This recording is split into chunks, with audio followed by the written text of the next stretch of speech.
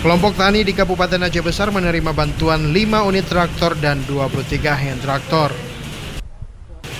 Bantuan ini bersumber dari dana aspirasi politisi beberapa partai politik sebagai upaya mendukung ketahanan pangan di wilayah Aceh Besar.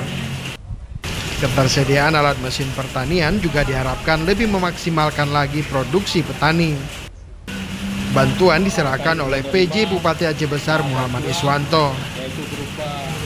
Menurutnya, 60% dari total penduduk di Aceh Besar berprofesi sebagai petani.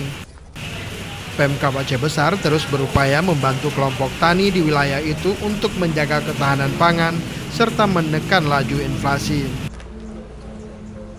Menerima bantuan Al-Sintan dari Kementerian Pertanian, kemudian dari provinsi, dan semuanya diperkuat oleh kawan-kawan kita di DPR RI dan DPRA. Yang paling penting ya nikmat ini kita terima sebagai petani di Aceh Besar. Tentu semuanya akan mendukung dan memperkuat sektor pertanian kita. Dan bentuk rasa syukur ini mari kita buktikan dengan menjaga bantuan ini, menjaga peralatan pertanian ini, mempergunakan dengan baik.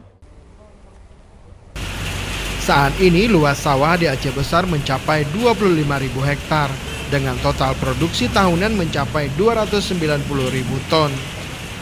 Dari Aceh Besar, Tim Liputan Aceh Video.